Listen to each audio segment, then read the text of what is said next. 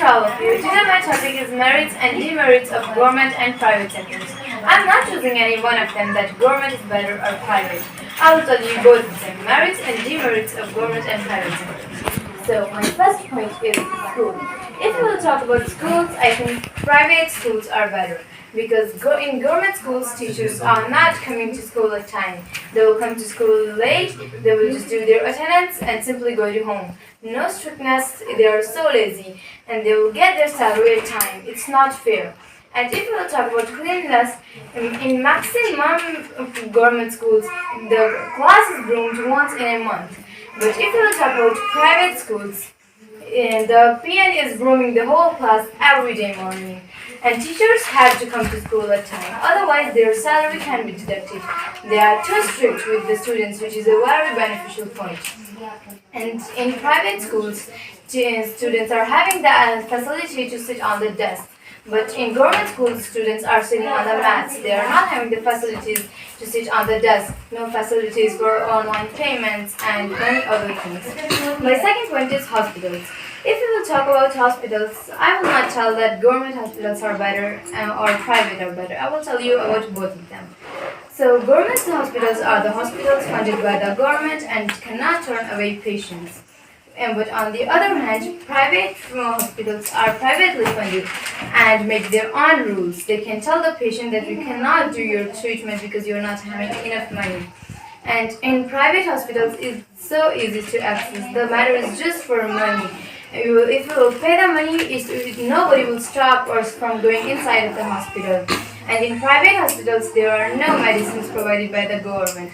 But if you will talk about the facilities and comfort, the private hospitals are better. But Worcester community says that private sectors are better. My third point is job. If we will talk about jobs, I think government jobs are better because of the benefits they provide, life balance, retirements, fixed working, and many others. Whereas the private jobs, the starting salary can be lesser in the comparison of a government job. And it will only increase if we will further up our ranks. And my another point is changes. If we talk about changes, private sectors are developing day by day, whereas the government sectors are not developing.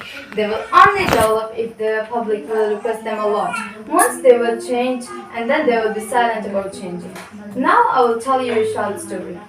There was a girl who lived with her family in a small village, and she was very interested in studying. Her aim was to become an IPS officer. Every day she goes to school, come back and cry that I could not study well. The teachers are too lazy, they are not coming to school at time. She became so sad.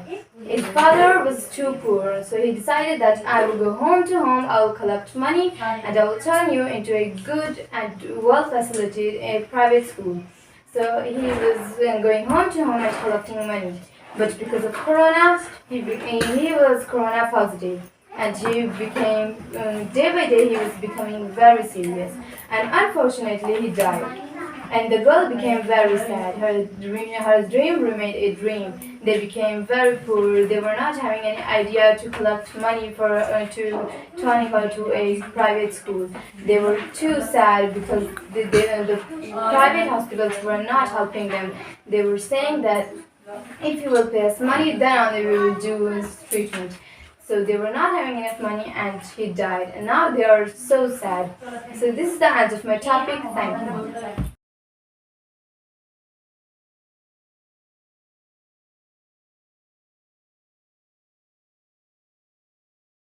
Good evening to all of you. Today our topic is about science and technology.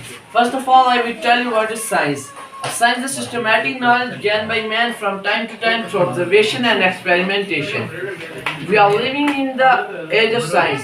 New technologies like computers, internet, electricity, iPhones, phones, electricity, etc. Prove that they are very useful. There are many advantages and disadvantages of science and technology. First, I will tell you the advantages of science and technology. Traveling has become fast in minutes. In early periods, the people were using horses and donkeys to travel one place to another or for migrating the places.